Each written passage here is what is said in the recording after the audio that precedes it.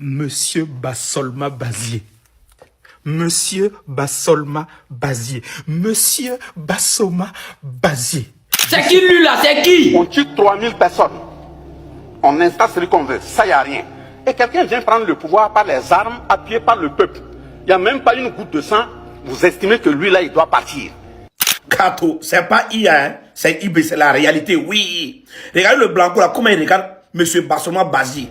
Donc, il est essentiel qu'on demande aux uns aux autres d'enlever les œillères pour mieux regarder la réalité. Ce que nous disons, on dit oui, le Burkina ne veut pas la démocratie. On n'a jamais dit qu'on ne veut pas la démocratie. La démocratie a importé une robe forcée qu'on veut nous porter là. On ne la prendra pas. Si nos grands-parents ont eu à porter par force, nous disons non. Et nous avons les capacités nécessaires de dire non. Et même demain, on dira non. La démocratie libérale, dont les principes sont basés sur l'homosexualité, les principes sont basés sur le mariage entre deux enfants à leur mère ou bien à leur père. Là, ça, c'est terminé. En Afrique et au Burkina, il n'y aura pas ça. Dans l'espace AES, il n'y aura pas ça. Donc, de ce point de vue, la démocratie a ses principes. Où on estime on peut violer la Constitution, se faire élire 3-4 fois. On s'installe, ça, il n'y a rien. On tue 3000 personnes. On installe celui qu'on veut, ça, il n'y a rien. Et quelqu'un vient prendre le pouvoir par les armes, appuyé par le peuple. Il n'y a même pas une goutte de sang. Vous estimez que lui là, il doit partir. Et quand ces deux personnes qui prennent mon voisin, par la réalité, c'est un exemple que je prends, vous prenez le pouvoir, par les armes, vous ne dites rien. Parce que ce qu'il fait, c'est ce qui vous plaît. Et moi, je prends les armes, quand je dis, je ne suis pas d'accord que vous me nommez mon premier ministre, je ne suis pas d'accord que vous m'imposez le ministre de la Défense, vous commencez à me traiter de putschiste, de quelqu'un de non fréquentable, vous créez toutes les conditions pour pouvoir me renverser. Donc ça veut dire deux personnes qui sont venues par les armes, l'autre comme lui, il fait ce que vous voulez. Oui, lui, il est un bon putschiste. Bon, je dis c'est un exemple, je prends. Et mais maintenant, moi, qui refuse, vous estimez que, bon, je ne suis pas bon. Là-bas, dernier élément, monsieur le ministre. Non, il n'y a pas un Ivoirien sur cette terre-là qui va écouter ce monsieur-là. Et puis, ce n'est pas fier, libéré au fond de lui. C'est ton esprit est libre quand tu l'écoutes en même temps. C'est genre comme si c'est les Ivoiriens. Pourtant, c'est un Burkinabé. Hein. Tu crois que c'est un Ivoirien ou bien c'est les Ivoiriens qui l'ont envoyé. Va en mission, va mettre ça dans les oreilles. C'est une réalité, une vérité impeccable, indiscutable. Oui, tous les 3 coups d'état de l'AES, même pas une personne qui a déjà. Même pas. Mais pourtant, là du crédit, là, lui, il a déjà 3000 Ivoiriens. Ça, c'est ce que vous avez pu compter même. Imaginez ce qu'on n'a pas pu compter. C'est ce qu'on n'a pas retrouvé, ce qu'on n'a pas vu. Ouais, 3000 pour venir au pouvoir. Lui, vous le soutenez. Quand il a été démocratiquement élu, quel démocrate? Il a été voté par quel peuple pour être élu démocratiquement? Peuple où il a déjà 3000 personnes dedans là. Moi, vous dites toujours, quand on parle pas pour ceux qui ont déjà fait du mal aux Ivoiriens, ceux qui ont déjà fait du mal même au peuple noir qui veulent plus accepter la vérité. Non, on parle pas pour vous. On parle pour la nouvelle génération consciente qui arrive là. C'est pour eux. C'est pour eux que eux, quand on explique cette politique là, France-africaine en Afrique, pour qu'eux ils comprennent que ça là, c'est pas une bonne politique. Mais Dieu merci, comme on a des leaders dignes, qui sont dignes, souverains et intègres dans l'AES, vous qui le connaissez même là, écrivez le nom de ce vieux père là dans les commentaires. On a des vieux pères qui peuvent aller jusqu'en haut pour aller faire porter nos voix, pour aller mettre la vérité dans leurs oreilles là. Nous-mêmes on vous dit merci d'abord même pour commencer. Partagez cette vidéo là pour le peuple africain, peuple noir, partagez cette vidéo là, ils n'ont qu'à voir la réalité. Le peuple noir doit connaître cette politique là de France-Afrique là. Partagez, République, partagez dans tous les groupes. On est ensemble, c'est dans le général. Je ne sais pas si je prononce bien, si j'ai écorché les noms. Là où vous êtes là, soyez salués depuis votre position, mais c'est une dinguerie. On peut parler fort comme ça devant les gens. On peut défendre son bilan comme ça de 2022-2026 avec des faits factuels aussi vrais. On peut dire une vérité comme ça. On s'est tous sentis burkinabés. Je tiens à préciser, je suis du Congo-Brazzaville. Ouais. Non, ça m'a encore énervé. Les gens ont dit, je suis du Congo. Je suis de la République du Congo. Excusez-moi, prenez-moi comme un petit frère. Merde. Non. C'est-à-dire, votre intervention, même 10 ans après, sera salutaire. Il va rester dans des annales. On peut parler de démocratie comme ça. C'est pas caché. On est en réunion. Ils sont en face de vous. Vous crachez les vérités avec un aplomb, sans manquer de respect à qui que ce soit.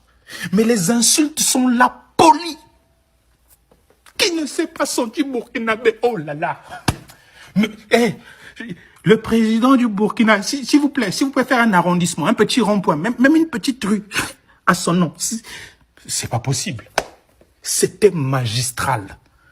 C'est-à-dire, moi j'ai des amis, parmi mes meilleurs amis, j'ai des Burkinabés. Je cite les noms. Adama Diarra, Ousmane Ouattara, Alpha Ouattara. On s'est écrié. Je dis, mais est-ce que vous voyez ce qui se passe? Mais c'est jouissif. Incroyable. Non, c'est ça qui donne l'espoir. Non, c'est-à-dire que cette génération-là, de nouveaux dirigeants-là, ça donne l'espoir pour demain. J'ai eu envie de faire un enfant burkinabé. Mes amis sont témoins, j'ai écrit ça dans notre groupe WhatsApp. Chaque phrase de votre intervention était une punchline. Tellement vous vous êtes bien préparé aux réponses des attaques qu'on vous a, aux choses qu'on vous a reprochées. Il y en a une qui m'a tué, j'ai ri jusqu'aux larmes. Comment ça, des satellites sont capables?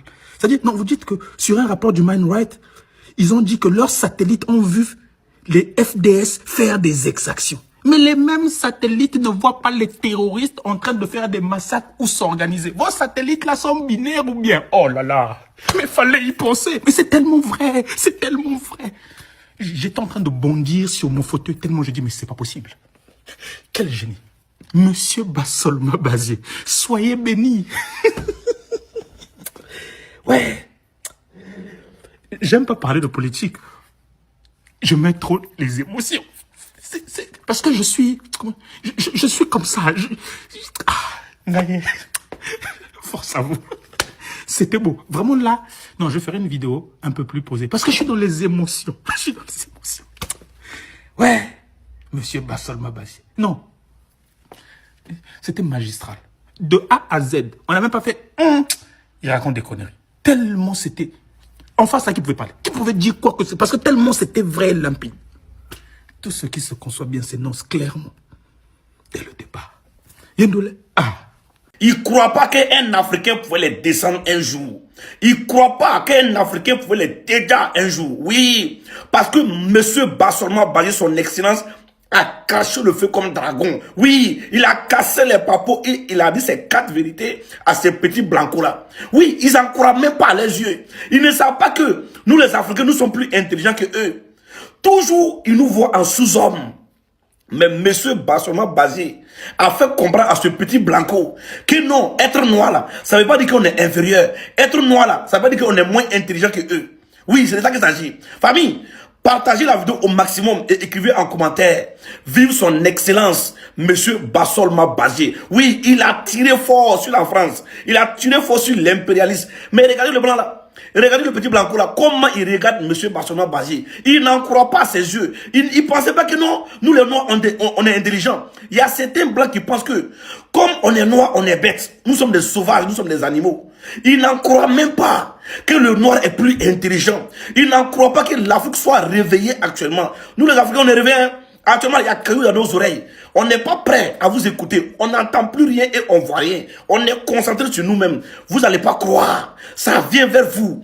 Il a dit, dans 10 ans, si les Européens n'ont pas traversé la Méditerranée pour venir en Afrique, là, ils ne vont pas croire. Ils ne vont pas croire. Manière dont les Africains sont réveillés actuellement, ça les fait peur. Le réveil de l'Afrique est brusque et ça les fait peur. Oui, ça les fait peur. Regardez très bien. C'est pas hier. Hein. Regardez comment le monsieur là, regardez comment le blanco là, il regarde monsieur Bassolma Bazier. Il est étonné de son intelligence. Il est étonné, lui, il est fan de l'intelligence de monsieur Bassolma Bazier. C'est ça qu'il s'agit. Il vient du Burkina Faso. Monsieur Bassolma Bazier, il vient du Burkina Faso. C'est un Burkinabé, digne, intègre et souverain. Moi, je vous ai dit, les autorités de l'AIS là, ce sont les meilleures autorités du monde entier. Il n'y a pas l'homme. Regardez. Partout en Afrique, quel ministre ou quel président a déjà fait discours et puis hein, on les dédia comme ça, on les réa comme ça. Son excellent le capitaine Ibrahim Traoré, le général d'armée Assimi Goïta et le général d'armée Papa Tiani, monsieur Bassolma Bazier, c'est-à-dire tous les autorités de l'AIS, ce sont les autorités dites, les meilleures autorités au monde entier. Regardez comme le blanc il est étonné. Il est étonné de son intelligence. Il est étonné que monsieur Bassolma Bazier casse les papos et dit ses 4 vérités. Oui, lui-même, il est étonné. Le réveil de l'Afrique, ça fait mal aux Européens actuellement. On est ensemble. La patrie ou la mort, nous vaincrons. Merci beaucoup, papa Bassolma Bazier. On est ensemble, toujours. Hier, le discours du ministre Bassolma Bazier. au Togo lors de la réunion de haut niveau pour la nouvelle stratégie dans le Sahel. Ce monsieur-là, je ne sais pas si vous l'avez remarqué, hein, mais je ne sais pas si c'est un Français, mais ça doit être un Français. Qui l'a mis à côté de Bassoulma Bazié? Parce que la personne qui a mis ce monsieur-là à côté de Bassoulma Bazié, la personne a fait exprès. Tout a été planifié pour que le message passe très bien. Yeri, les Togolais, youbi you. Faut pas voir ce monsieur-là en train de regarder Bassoulma Bazié en train de parler. Yeri, non. Mais hier, Bassoulma Bazié a fait passer un message très très important. Je suis sûr que beaucoup n'ont pas chopé. Je vais répéter ce que Bassoulma Bazié a dit. Lors de son allocution, Bassoulma Bazié a dit que ces terreaux qui sèment la terreur dans le Sahel, nous on les appelle les terroristes. Et les Européens, l'impérialisme, les appellent les groupes armés. Remarquez même les médias français là. C'est rare qu'ils les appellent les terroristes. Ils les appellent les groupes armés. Bassoulma Bazié a dit, pourquoi vous avez du mal à les appeler les terroristes? Ou bien, c'est votre genre, vous vous connaissez. Franchement, cette question, elle est très très très pertinente. Et c'est vrai. C'est rare que vous allez les voir en train de les appeler les terroristes. Ils disent toujours des groupes armés affiliés à tel, affiliés à tel. On ne sait pas pourquoi ils n'aiment pas les appeler les terroristes. Pourtant, ce sont des terreaux. Mais le paradoxe, quand ils vont dans le Moyen-Orient, lorsqu'on parle des groupes armés affiliés à l'État islamique, là, ils sont à l'aise à dire que les terroristes affiliés à l'État islamique. Non, ces les gars-là, ils sont forts. Mais il faut dire, il faut répéter, la communication est une arme.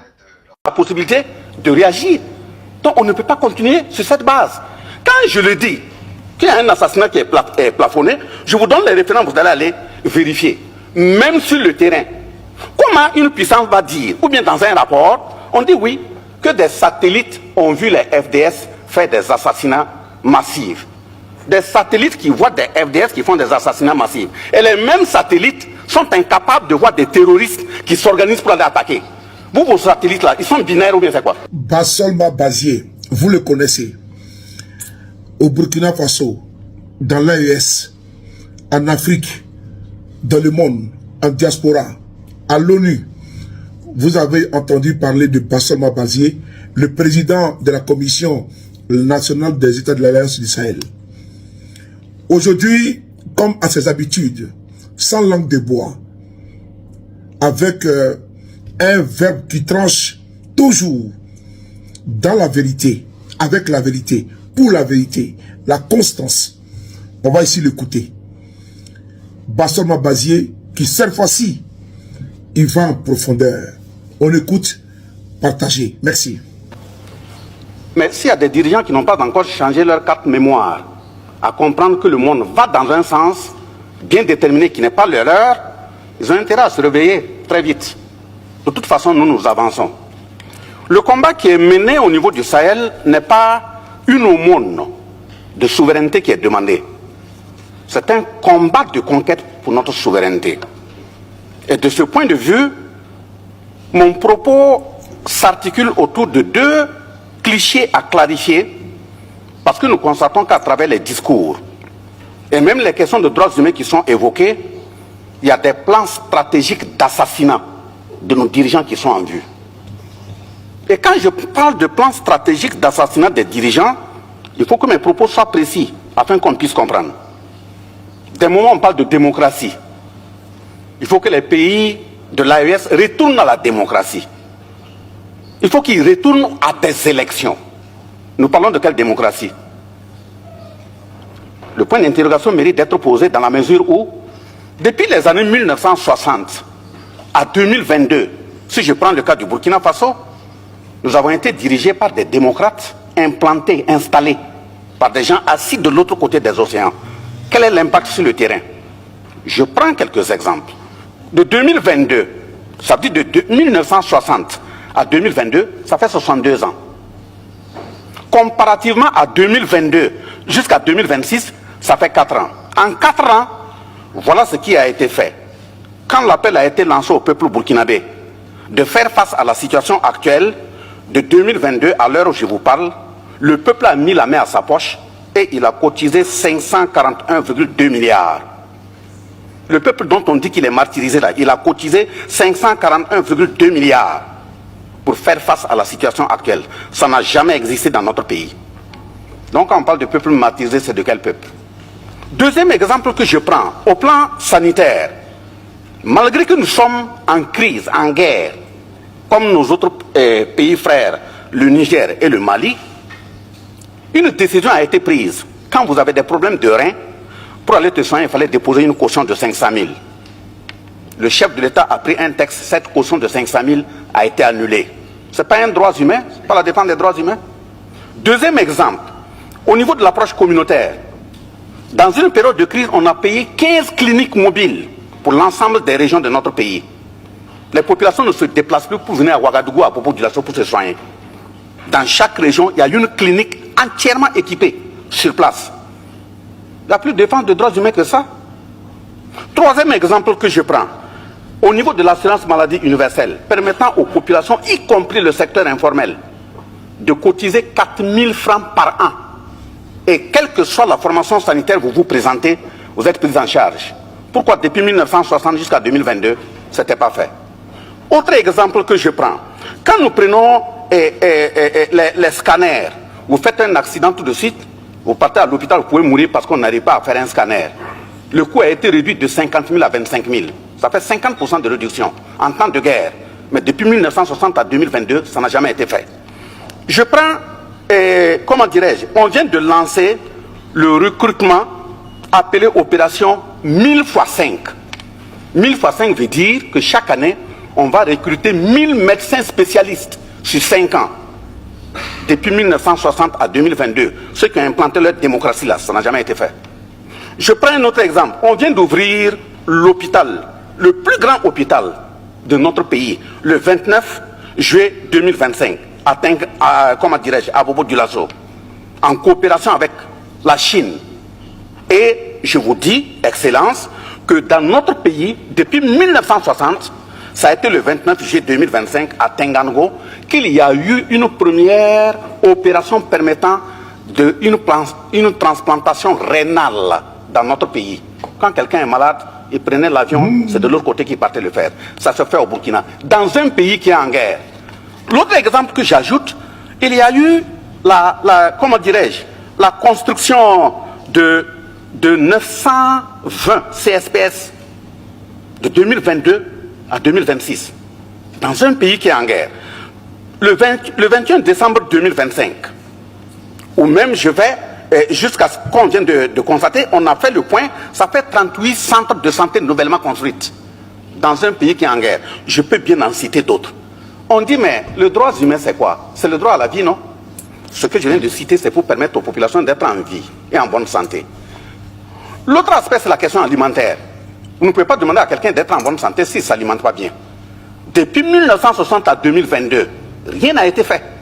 De 2022 à 2026, malgré que nous sommes en guerre, il y a eu la mécanisation et des intrants. Ça veut dire, rien que pour 2025, l'État a mis dans la mécanisation agricole et les intrants 104 milliards de francs CFA. Et qu'est-ce qu'on a eu comme résultat?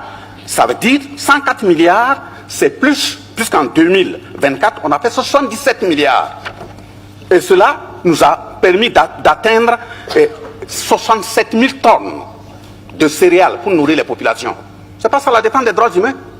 Je prends un autre exemple. Au niveau de l'aménagement des bas-fonds, l'aménagement des bas-fonds pour permettre aux cultivateurs, ça veut dire aux paysans, de pouvoir s'en occuper, on est passé de 5 000 hectares, depuis les années 1960 à nos jours là, on est passé de 5 000 à 25 000 hectares en 2025. Mais c'est un pays qui est en guerre. Et au niveau toujours de l'agriculture, les labours, les paysans qui ont les terrains là, on prend les tracteurs, on laboure ça gratuitement pour eux. Et 2025, nous avons fait 58 000 hectares de terrain labourés gratuitement pour les paysans. Il n'y a plus de défense de droits humains plus que ça. Et quand je prends par exemple au niveau des forces armées, dans les 11 accords où on a dit qu'on ne peut pas payer du matériel ailleurs si ce n'est pas la France, on ne peut pas former nos militaires ailleurs si ce n'est pas la France, je vous informe que de 2022 à 2025, nous avons constitué de façon autonome une vingtaine de bataillons d'intervention rapide, tout équipés, minimum 500 par bataillon. Je ne vais pas dire le nombre exact, parce que les murs ont des oreilles. Et comme c'est des questions militaires, si je donne, vous pouvez vous préparer et puis venir. Je ne donnerai pas tout. Je donnerai des environs. C'est moins, c'est plus, vous n'allez pas le savoir. Deuxième exemple, on a constitué une dizaine de groupements d'unités mobiles d'intervention de la police. Ça y est sur le terrain. On a constitué des légions de gendarmerie sur tout l'ensemble du territoire. Près de 10 escadrons de gendarmerie mobile. Ça y est sur le terrain. Le nombre de bases aériennes de 1960 à 2022, c'était une seule. Aujourd'hui, on en a 4. De 2022 à 2026. 4 bases aériennes. Voilà, mais je dis, je donne approximativement, pas du tout. Voilà, les volontaires pour la défense de la patrie, où on a considéré que ce sont des milices. Moi-même qui suis devant vous, je suis un volontaire pour la défense de la patrie. Un volontaire pour la défense de la patrie.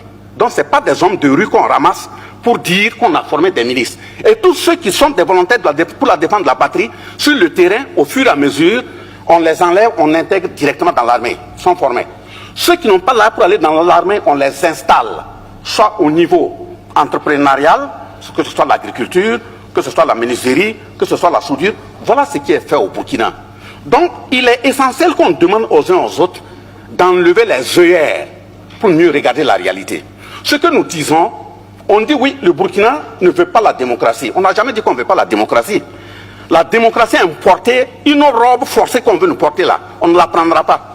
Si nos grands-parents ont eu à porter par force, nous disons non. Et nous avons les capacités nécessaires de dire non. Et même demain, on dira non. La démocratie libérale, dont les principes sont basés sur l'homosexualité, les principes sont basés sur le mariage entre deux enfants à leur mère ou bien à leur père, là, ça c'est terminé. En Afrique et au Burkina, il n'y aura pas ça. Dans l'espace AES, il n'y aura pas ça. Donc, de ce point de vue, la démocratie a ses principes, où on estime on peut violer la Constitution, se faire élire 3-4 fois. On s'installe, ça, il n'y a rien. On tue 3000 personnes.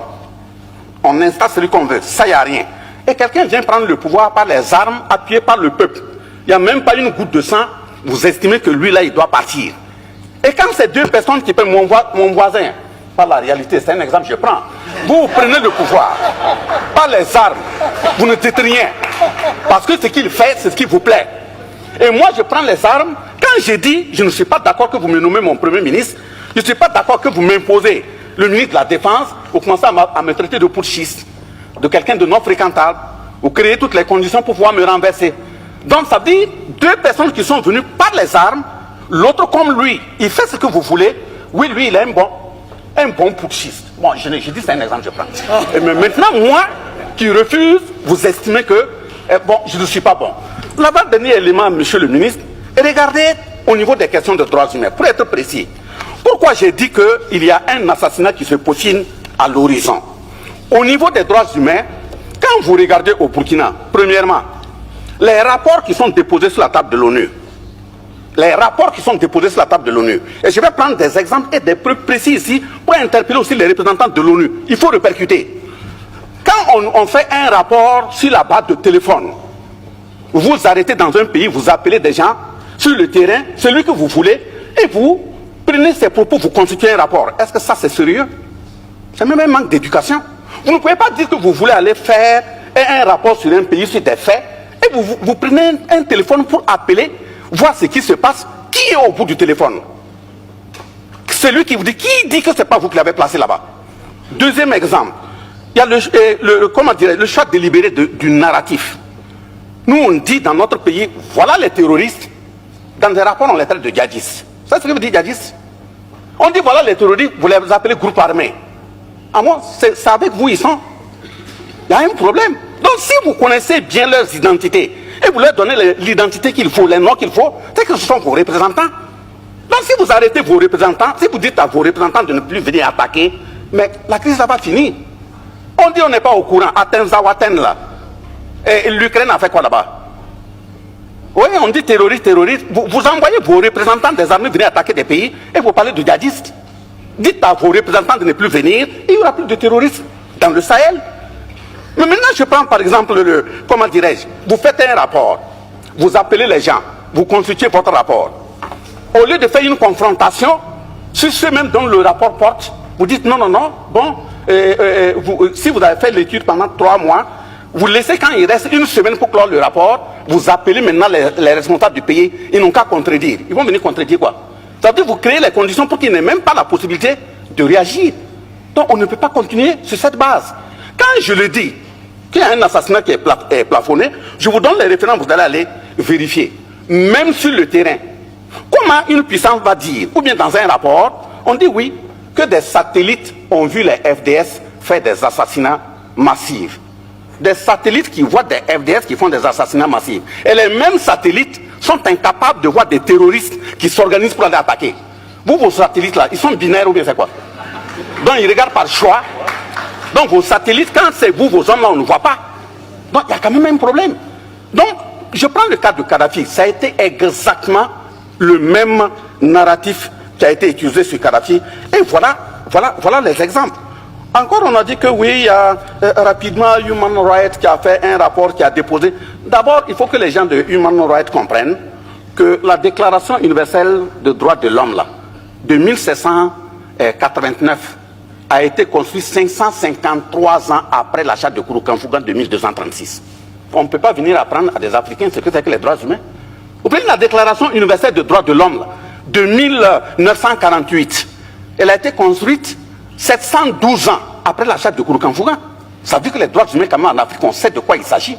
Donc vous prenez, vous dites oui, Human Rights a fait un rapport, allez déposer parmi les rapports qui ont concouru à la prise de la résolution 1970 et la résolution 1973, ça veut dire 1970 et 1973, qui ont permis d'assassiner Kadhafi. Même on a dit que c'était pour aller créer une zone aérienne, d'exclusion aérienne. C'est une zone qui a été créée. On est intervenu jusqu'au sol, aller massacrer Kadhafi. Et après on revient, on dit, non, les rapports qui ont été utilisés là, les preuves n'étaient pas consistantes. Voilà, ce sont des gens qui ont appelé. Ça y est, sur le net, hein, vous pouvez taper. Et c'est sur cette base que Kadhafi en 2025 vient même d'être condamné pour groupement de malfaiteurs et autres. Ça veut dire que les responsables de Human Rights Watch doivent aussi répondre en tant que malfaiteurs. Regroupement de malfaiteurs. Ce que ça veut dire. Donc, finissant ces exemples, je dis que le Burkina Faso, au sein de l'AES, nous sommes engagés pas contre un peuple, pas contre une personne, pas contre un groupe. Mais si un groupe se met de travailler nos intérêts, nous allons nous défendre. Ça, il faut que ce soit clair. Nous sommes engagés pour la conquête de notre souveraineté. La souveraineté politique, par exemple, on ne va plus nous imposer des dirigeants. Ça, c'est un. La souveraineté économique, par exemple, nos matières là, ils vont servir à nos peuples. Nos jeunes qui meurent en bordure des océans qui reviennent là, ça c'est terminé. La souveraineté sécuritaire, par exemple, dire qu'on doit tout acheter matériel militaire et autres en France, c'est terminé. Nous avons acheté nos matériels là où nous voulons. Et même là où nous partons là, c'est de voir comment former bien nos jeunes pour qu'on puisse les fabriquer au Burkina, au Niger ou au Mali. C'est parce que vous connaissez les marques que vous pouvez cartographier. On va créer des tunnels aussi, puis fabriquer. Nous sommes des sous-hommes, non? Nous avons aussi les têtes. Voilà. Mais maintenant, la souveraineté culturelle, c'est d'empêcher à ce qu'on continue d'éroder notre identité. Nous sommes dans le combat pour conquérir notre identité. Et quand j'ai dit que c'est une conquête, c'est pas une aumône là, nous sommes prêts. Nous qui sommes là. Si c'est perdre la vie pour ça, on est prêts. Merci.